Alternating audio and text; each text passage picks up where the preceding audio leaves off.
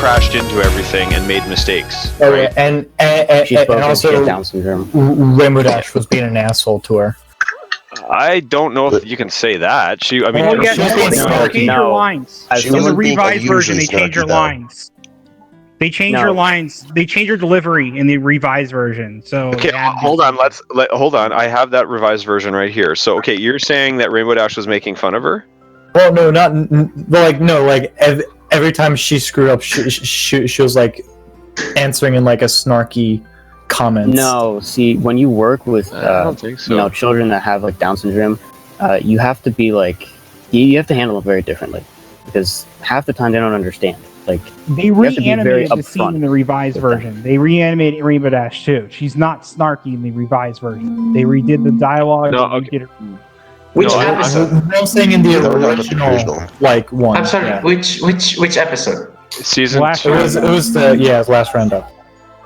The last roundup. Oh, okay. Like they changed everything about that scene. Here's okay. This is the original. I can play it right now. Okay, hold on. I got to get to that point. Okay, I'll be waiting. Here we go. Okay, quick. Careful, Derpy! I don't want to do any more damage than you've already done. I just don't know what went wrong. I love that voice. Fits her. Yeah, it's a mystery. Nice work, Rainbow Dash!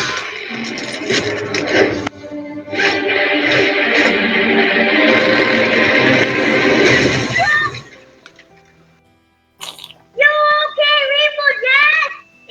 Anything I can do to help? No, nothing. In the name of Celestia, just sit there and do nothing.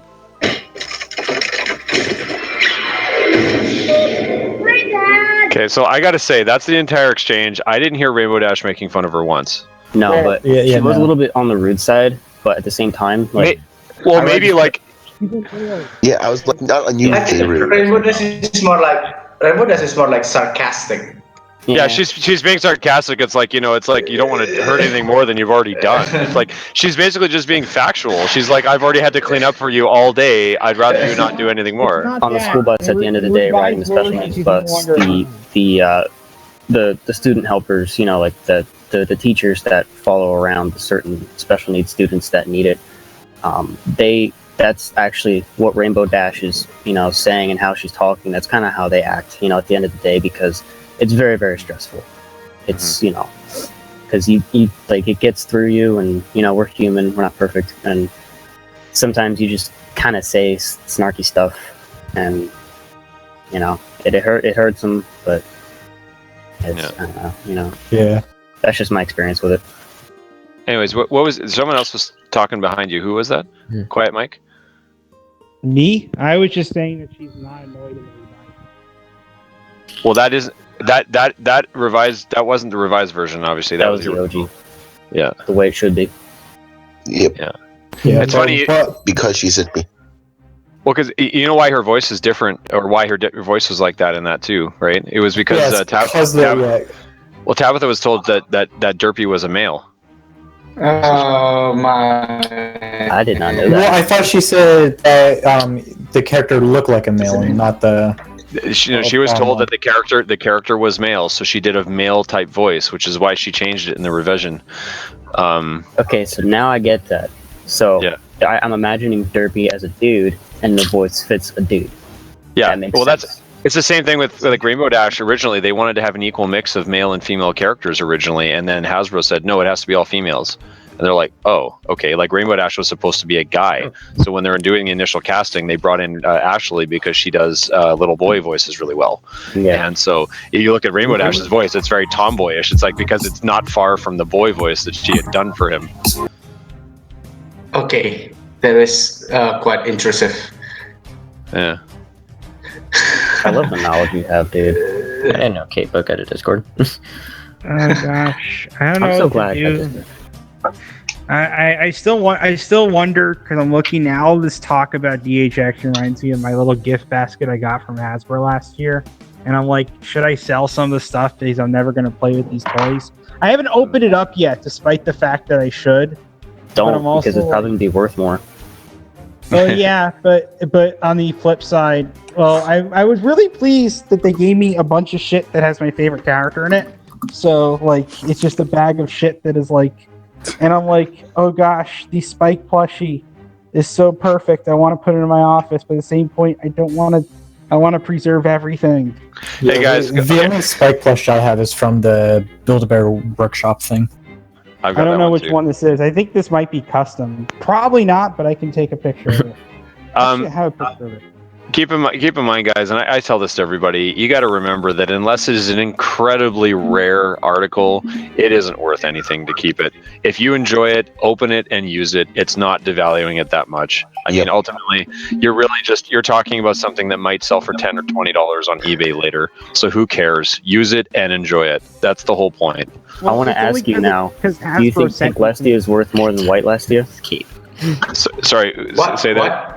Pink Lestia versus White Lestia. No. Who's worth more? Because I have a Pink Lestia. Okay. Unless there's like 100 of this particular toy that was ever made, it's not worth anything. It's not. It was super common. Yeah. Because it's like I went to Walmart Black Friday one year.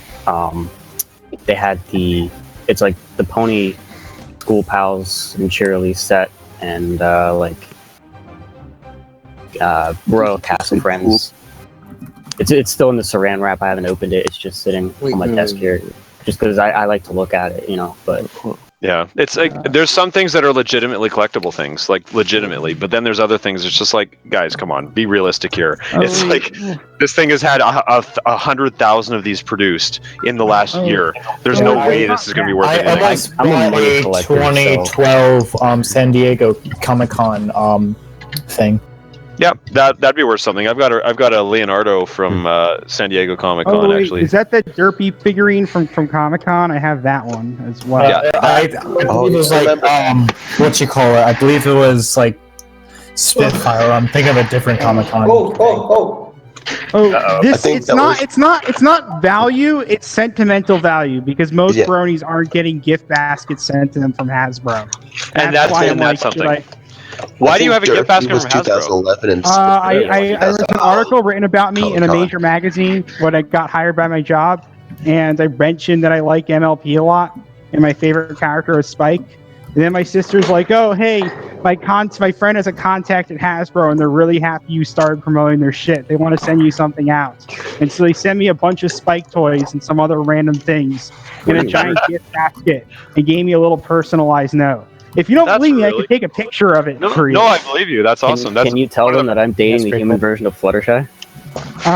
No, my friend is. I tried to go back to Contact and see if I could go do that thing the other guy did and see if I could write an episode, but I haven't heard back from that yet. Well, you guys as Americans are way more likely to get an episode option because they don't write the episodes up here in Vancouver. Oh yeah, I realized that. But I was like... That one guy wrote that episode. That one guy wrote that Fluttershy Discord episode. So I thought the only way like fans get into the show is like the cancer thing. Yeah, you're incredibly unlikely to be in the show. So smoke a fuck ton of cigarettes. I'm not in the show. One guy wrote an episode because he just knew someone on staff, and I'm like, well, I technically have a contact with Hasbro. I didn't think much of it, and I thought already. Let's be realistic here. I have multiple friends that work at DHX. I've been in the studio multiple times. I've never actually seen where they make the show because you cannot get in there. Although I've been in the soundstage before. That was amazing. Like seeing what the recording room that they actually record the voices in.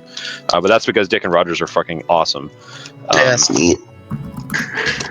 So I want to ask you now, because you notice they have a lot of ambient noises. Like when they're outside, they have birds chirping and stuff. Yep. How did they get? What did they record? They walk outside. You know what's funny, man, is when I met them, I got to meet, I think his name was Adam. I can't remember who it was exactly, but he was one of the editors. And I looked at him and I said, thank you guys for all that you do. You make this show honestly more than it could have been if you weren't involved. And they're like, really? And I'm like, yeah. They're like, nobody's ever told us that. And I'm like, are you kidding me? And it's like the same kind of thing as like all the people that just don't get any appreciation, right? And it's like, and I'm like, no. And they're like, no, seriously, nobody's ever sent us a letter or anything to thank us for what we do. That actually means a lot. Thank you. And I'm like, wow, that's fucking stupid. I got to get more people to send you stuff then. And they said, what do you like about it exactly? And it was like you said, it's like you guys just get all of the little things right. It's like it's all the like you said, the bird chirping, like the reverb because they're in a slightly smaller room now that they've walked into that building. All the levels are perfect. You've got like the great little sound effects in the background. If something hits the ground, it doesn't sound like a stupid cartoon. It sounds like an actual thing hitting the ground. And like all these little things that you just don't think about because it's happening on an audio level.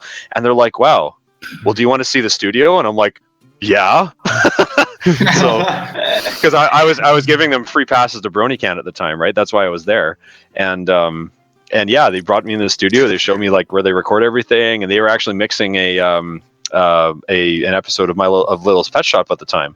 And so I got to watch a little bit of that, and that was really cool. And it was just really neat. Like, I mean, as far as I know, I might be one of the only people that have ever seen this, and I'm just like, this is amazing. Like, I just looked at him and I said, you have any idea what this means to me? Thank you. And he's like, oh, no problem. Yeah, because I'm an audio engineer for where I work. I'm not just a janitor. I'm a multifunction person. But cool. Yeah, like mixing and doing all this audio stuff, like recording. It's You mix too? it's so hard, but Oh, I know. it's so intricate. But yeah, like being the audio engineer, nobody really comes up to you and tells you, hey, good job or thank you. They only tell you the mistakes that you've made. They only That's what they said. They said they only tell you the mistakes. They never tell you when you did something well. Yep. That's when you only get noticed, is when you make a mistake. To be fair, I mean, especially in live production. Sorry, what's that? What were you saying? Or is it you? Okay, I'll keep someone in the background. Go ahead. Okay, I'll go. Well, for DHX, I've always imagined being kind of like the equivalent of a video game shovelware studio that magically got something really, really, really right.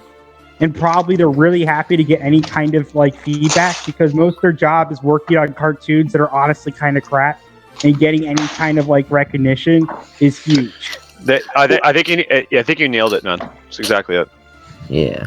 Well, because they're not working on Gravity Falls and they're also probably doing work harder. I don't like Gravity Falls. They're not making any more episodes. They're done. No, they've already finished that. What, Gravity Falls?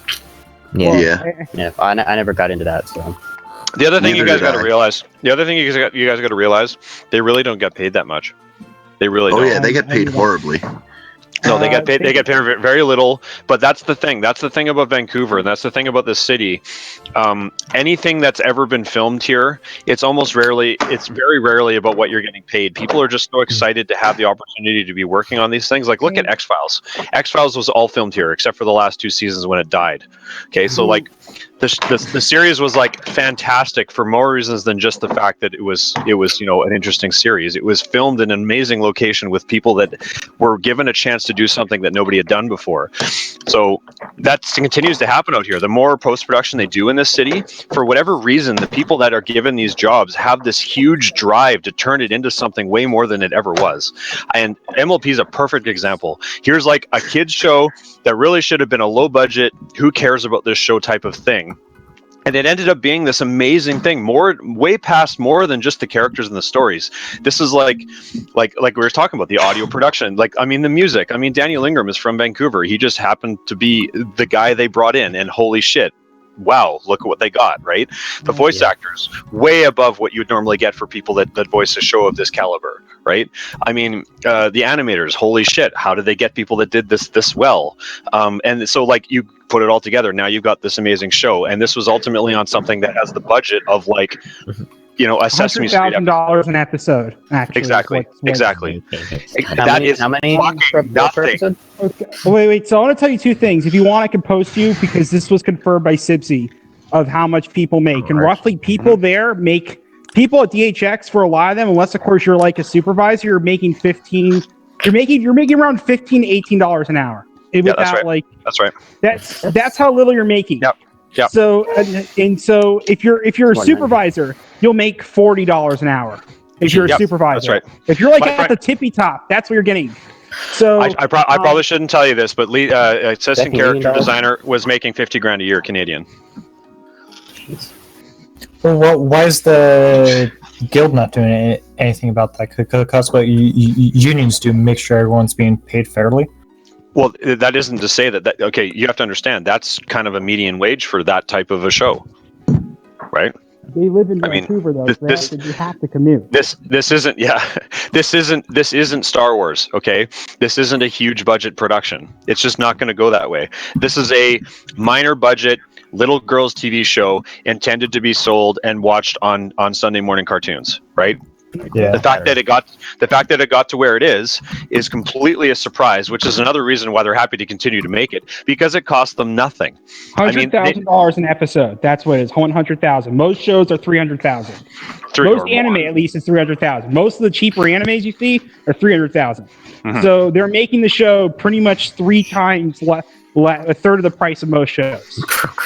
And you see, guys, this has happened so many times. Like you, and I can tell you, I could list it endless numbers of times, because for whatever reason, this city I live in, and I mean, this is not just me saying this. Honestly, it's the way it is. I talk to producers, I talk to directors, I talk to people who work on this business. They all say the same thing. Vancouver is an amazing place to work, and that's why they keep coming back here. So. Anyway. Well, this also explains why people like Big Jim are going to have meltdowns, because people like Sibsy left because they have to work lots and lots of unpaid overtime. Big Jim, as much as we make fun for his tour meltdowns, the fact that he's still there and he's giving up also, maybe I'm wrong and tell me what I'm kind of sounding insulting, like I don't know what I'm talking about, but he's giving up also potentially other bigger, more lucrative deals to make sure that this show doesn't become complete shit. That's why he does care about the show. He definitely cares about the show. He cares about the fans. He actually legitimately cares about the fans. That's why he tweets so much. And it's not like he's paid to tweet, right? He does that because he wants to. He wants to keep connected with the fans. Like, he's a legitimate guy. Him and Jason too. Jason's just a little bit more serious about it because he's on the movie right now, right? So he's got a lot more pressure on him. Jim's just kind of running the same thing they always have. But it's interesting too, because the Equestria Girls movies are completely separate. They have completely separate staff from each other. E.C. Ruddles. I'm sorry. Let's continue. Mm-hmm. Anyway, there's some crossover, but not much. Anyways, I find it very interesting that there's it's such a low budget production, yet it has such great turnout. I mean, that's why they get all the animation done in the Philippines, because they need to save money somewhere. They seem way more dedicated, because I don't know, but when I was a little kid, like, I always noticed the finer details and things. I don't know if maybe that's what their thinking was on that, but like, I always noticed when something wasn't right or when something was different or in the background. I guess because I don't know, I'm different. But you know what Daniel Ingram said? Daniel Ingram said it. He was doing an interview with the CBC on the first year he was at BronyCon, and the CBC was doing an interview with him, and I happened to be in the room with him because I was just helping him around. And I recorded some of the interview, and he said, you know, this is supposed to be a little kids show, but let's make it like what you'd expect out of a Broadway musical or like a big budget TV movie. It's like, you know, who cares what we're being paid? Let's just make this as good as we can possibly make it and see where it goes. And I just sat there and I was like, holy fuck, does that ever describe this show? Like it's as if, you know, who gives a shit what we're getting paid? Let's put a full effort in and prove to everyone that we can make this happen. And it's just like, you know what? Now that you say all this, reminds me how much of I almost feel really bad for Jim again, because most of the problems that you'd ever have with the show are with the writers who don't work separate from DHX. Yet Jim kind of has to be the one Because here's the thing: there may be badly written episodes of MLP, but there are like no badly animated, no badly sounding, no badly. At least on the aesthetic level, MLP does its job every single episode. Look at Equestria Girls. Look at Equestria Girls. Oh my god. It's a different team, though. Different team. No, but you're right. Different team, but it's still good. On the aesthetic level, at least, I'll say. Character design-wise, I know this one. Kora Kasuka, I'll tell a story for people. If people blame her for the character design, but she had designed like 10 different designs, and Hasbro chose which design it was. And I feel bad for her. Yeah. Because she might have to take shit, and if she goes and takes crap, she either has to go and say, if she gets crap for the design, she can't exactly go and like defend herself because it was Hasbro's decision.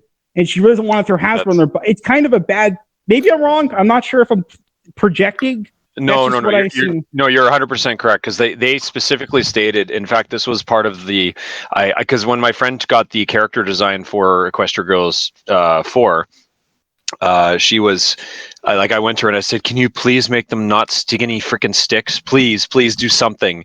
And she's like, I can't change it. She's like, Hasbro tells us what they want them to look like. They have character designers in California, wherever they're from, and they say, here's what we want it to look like. Here's what it has to follow. So like they have to basically just take that design and work from it, and they can't do much else. And that was why. That's why the worst shoes ever.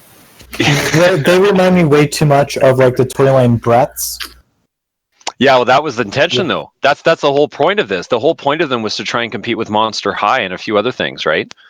So it's like they're basically trying to one up Mattel, because I mean they've got every other freaking brand, and Mattel's almost dead. Mattel owns like every fucking doll. Yeah, but Mattel's almost dead. Mattel's going. Equestria Girls really is up to that Mattel level. I mean, it's its own thing, definitely, but like. It's definitely not going to be the Mattel. No, that's what they're aiming for, though, right? That was the whole point of it. Though. Yeah, that was the whole point of it. That's what made Faust leave. Like her husband confirmed that.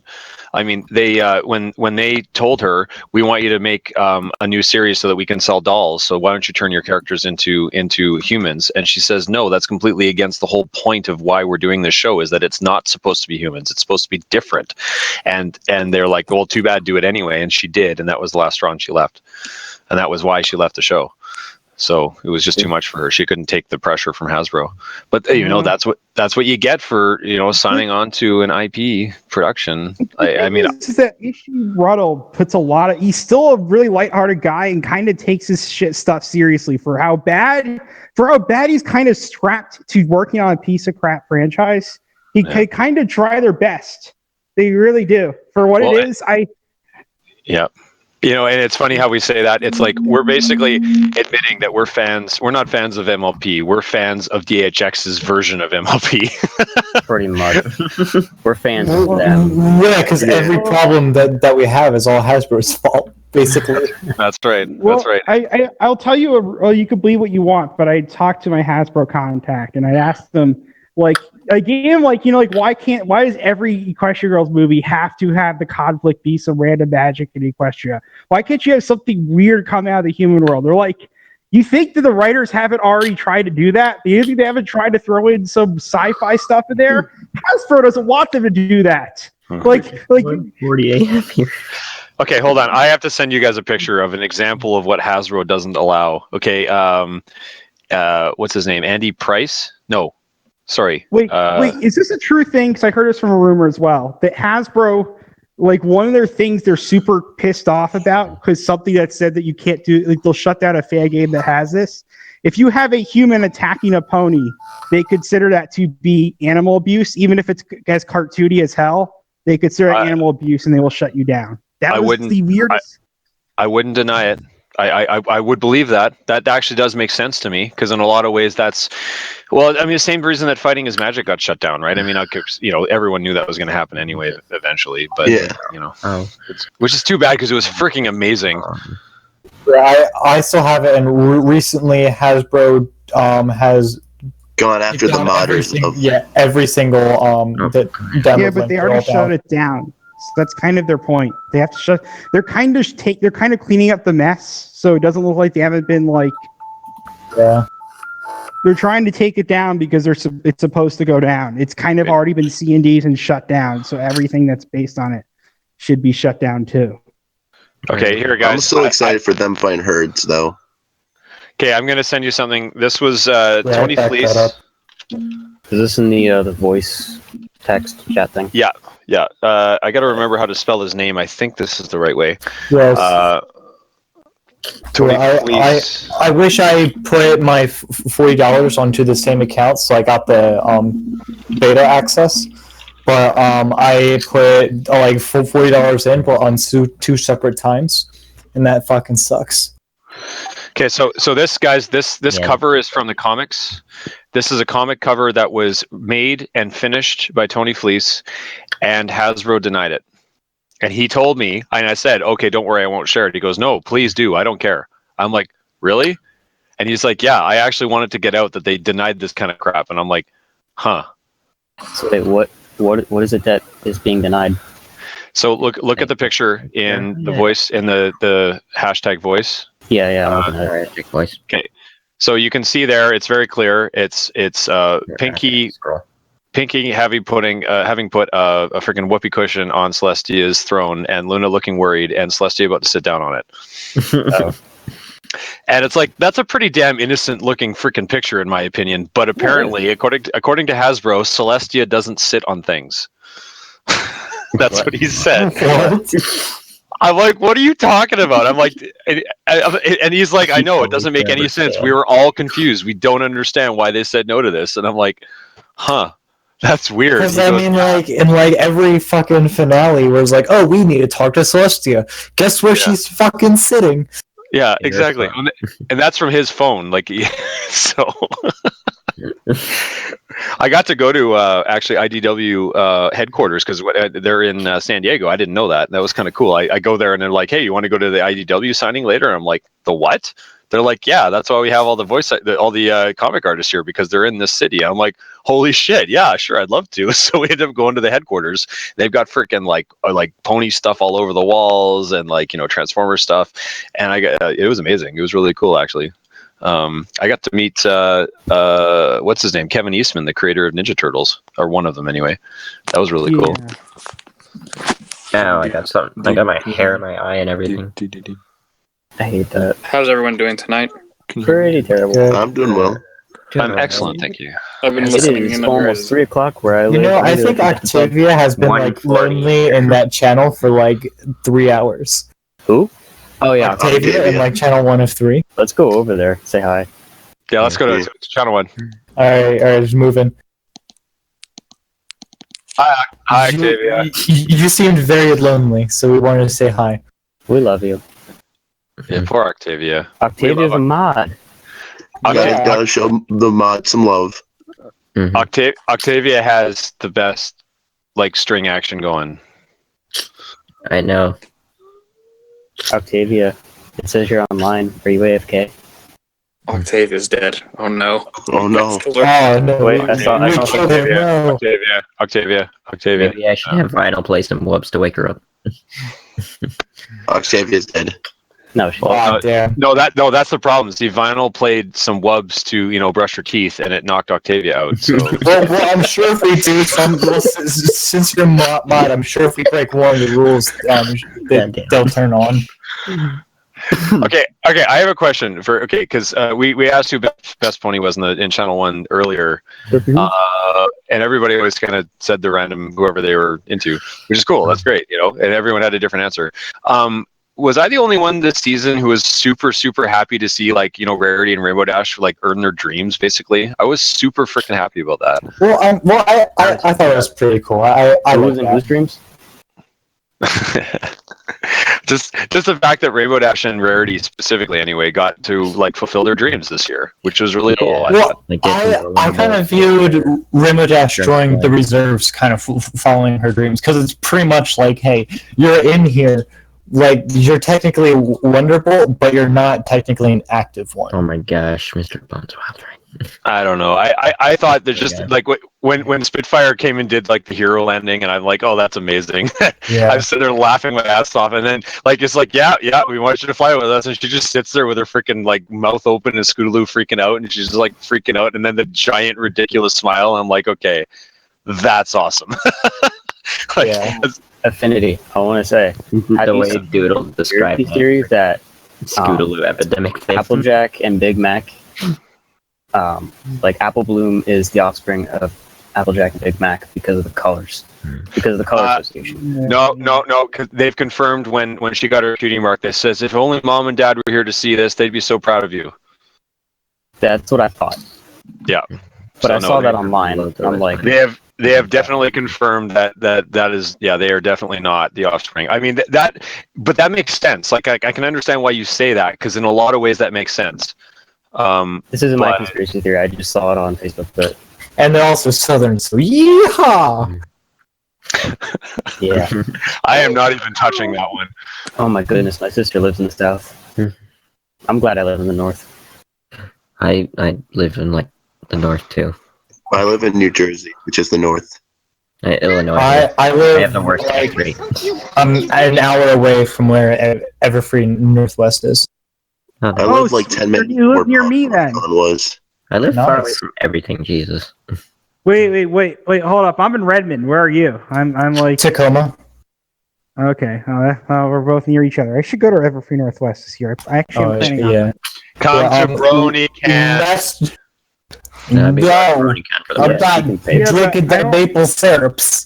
Yeah, but I always take one day off of work though. They're to go going to to- poison your maple syrup. It takes 3 hours from Yeah. my house to Vancouver, so Yeah, it's Brony not Can that is far. like it's a 3-hour trip, and you get an immediate 30% off discount because of the exchange rate right now. So I mean, it is a really good deal for you guys. Watch out, they're going to poison your maple syrup. No. No, we're not. Yeah. Jesus. I didn't say who was going to poison whose syrup. Which? Oh, whatever. You're recording right now? Yeah. What's your channel? I've kind of been I've been nice. freaking just ranting off Alright, tonight. I kind of feel bad. I feel like it sounds like I'm like some kind of freaking authority on this or some shit, and I'm not. I'm just some fan. That's No, all I I am. love to hear your voice. Don't worry. No worries. I'm trying to take a break from making music. Sapphire I've been making Systrine music has nonstop for like gained a 12 hours. sub. Hold on. Oh, here we go. Okay, so here's the part you wanted about the whole Applejack thing. Where the hell was it? Okay, and they got their. I've been Oh spending man, you have 12 hours. 25 subscribers? I have like 3 less than that. Well, you got 26 now. I'm getting I have like 25 less than that. I don't think I'm that's getting like close to 50 now. So Oh, here we go. I basically just started. So like Yeah, here we go. Okay, here we go. Here's the Applejack point. Here, shut up. Okay, right after this. Here we go. Oh, sugar food. If mom and dad were here, they'd be so proud of you. Oh, See, there you go. Yeah. yeah. So, sorry to break your Well, canon. it doesn't technically confirm they're dead, but Well, I think most people confirm that they're dead. no. Everybody, every writer, including Lauren Faust and the directors, have said no, they're dead. Yeah, where So- were Oh, they yeah, in but the you where were know, they in it's when, Hasbro show. it was They're not- Young Applejack. Where were they in the Young Applejack episode? Basically. They were. Yeah, but you They mean were- when she It was went to the Granny city? Smith and Big Mac, and then where was Apple Bloom too? Like, Apple Bloom, I'm gonna say, was not born because if Apple Bloom was born at that time, then Apple Bloom would probably be the same size as them. I mean, well, okay, and Hello. we've also never seen Rainbow Dash's parents except for that one episode where you see her with someone who looks like her dad. Oh, that was not to be your dad. Yeah, that's what I'm saying. So apparently, like even in the CCG cards, they call that guy Rainbow Blaze, and they talk about him being Rainbow Dash's dad. 420 Blazer But, boy. But She apparently, was a father-like figure for her. Yeah. From what See, I've seen. I've got a headcanon, and I'm waiting for someone to break it. But at this point, I'm just going to keep with it until it doesn't make any sense. What is the headcanon? I think Daring Do is her mom. No. And see, everyone says that, but for me, I like it because, first of all, obviously they look the same; they look very similar. But the fact that her mom has never been around, she has this weird sort of like inclining to help Rainbow Dash, even though she's annoying the hell out of her. And I just have this feeling that maybe she really actually is related, and they just haven't said that yet. Well, I mean that could possibly make sense. Or what if when a female Rainbow Pegasus gives birth, that all their rainbow color goes into the child. So maybe affinity. Ooh. Maybe you're right. Right. Yeah. Just like but there goes all my because she's nice grayscale. colors. Daring Do is grayscale now. Yeah. Oh geez, well that's better than my theory. Someone's got to Photoshop that now. Like figure that out. My theory is every character that's related to the main characters, except for Twilight and Fluttershy's parents, are dead. And no, we've met Fluttershy. Yes, they are dead. We've met rarities. We've met rarities. Oh, and rarities. So pretty much. We met Ponified too. We met Ponified. So Applejack's parents are dead. That's confirmed by the writers. Applejack and Rainbow Dash's parents could be dead, but not. We still don't know where Rainbow Dash's parents are. That has never been confirmed. But we know nothing about Scootaloo's parents. Could revive them though. Applejack's parents, they could. They'll be like, because they didn't officially say that. It could be, hey, guess what? Just kidding, they're all in Philadelphia. No, I think no. Well, we know Rainbow Dash is from Cloudsdale. Yes. Yeah, we know she grew up in Cloudsdale anyway. We know she grew up in Cloudsdale, but we also know, based on the canon books, that Cloudsdale is not the only city that Pegasi come from. There was original Pegasus. Yeah, you've got quite a few different like cloud cities, but ultimately that's one of the main ones. It's just the one that travels around because they've proven that Cloudsdale moves, right? Like I love that they did that. Like certain areas. That's because the thing. No, it breaks like here. Like listen. Tornado of water. Right here. Oh, it's really loud. Sorry. The thing with Cloudsdale is that it moves to certain areas depending on the weather or the time of the year. Yeah, you just totally ruined my point. Here, hold on. Shut up. Okay, here. Just Okay, one here we go. giant ship. Here we go. Cloudsdale's here. That means Ponyville is next up for winter. See? So that means that Cloudsdale moves, and you see Cloudsdale moving. So Cloudsdale travels around and actually brings the weather to the different cities. So Cloudsdale is Columbia. It's no, they're like the. What would they be? They'd be like played Bioshock Infinite. They control. They're like the UN. They're like the castle in the sky. Yeah, SuperBronyNLR here. Cloudsdale's just one giant spaceship. Yeah, it's a spaceship. Yeah, what's up? Finny, I want to ask you. So Scootaloo, is it like official? Like Rainbow Dash is kind of like fostering Scootaloo? They haven't confirmed anything with Scootaloo beyond what's in the show, and I mean, I think that would be so cute. I mean, the fact, cute, yeah. In the cutie marking episode, they talk about Applejack's parents and Applebloom's parents not being there. That was pretty big. They show, how Rarity is really proud of her sister, and then they go right over to Scootaloo, and Rainbow Dash congratulating her, saying, "I'm so proud of you," and they don't even mention her parents. So, well, the thing with Rainbow Dash is that she's kind of like a, like her role model, and like terms of someone who's been there for her throughout all along, because I mean, what with Diamond Tiara and Silver Spoon throughout the whole thing. Well, I thought technically Rainbow Dash does foster Scootaloo, because wasn't there that one episode where we were inside? Oh my God, Slashy! But like, weren't we inside? Like, there was a scene where we were inside Scootaloo's room as she was but there wasn't any cloud walls or anything. That's the thing. Rainbow Dash to Scootaloo. Rainbow Dash is like the Rainbow Pegasus is to Rainbow Dash. Well, I mean, the thing with Rainbow Dash's house that is made completely out of clouds, minus the floor and the but where does statues. Scootaloo even live, regardless? She's on the ground. Well, yeah, she's on the ground because her walls are made out of wood. Well, that makes sense because she can't fly, right? So how would she get up to the clouds? Yeah. So, Yeah. but regardless of that, it's been confirmed she has her own house. That actually was confirmed by one of the writers at one of the cons. I can't remember why, but they were asked that question, and that no, Scootaloo has her own house. They're like, well, who does she live with? It's like She owns a like- house. well, apparently she has her own house. There was no discussion on who she lives with, but apparently she does live with somebody. She pays the mortgage. She's Well, I mean, if Rainbow Dash can afford a mansion, I'm sure she can chip in a few dollars for a fucking house. Well, for okay. Scootaloo. Yeah, Hold on. that To is be clear true. here, how much does it cost to build things out of moisture vapor?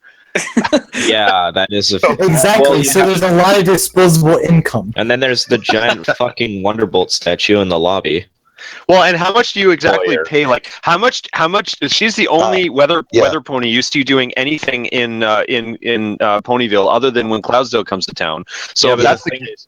The thing Rainbow Dash is, is a though, giant stone statue. If only she the was friends thing with is, though, someone is who that owned they a have to go stone to farm, Cloud stuff. Sorry.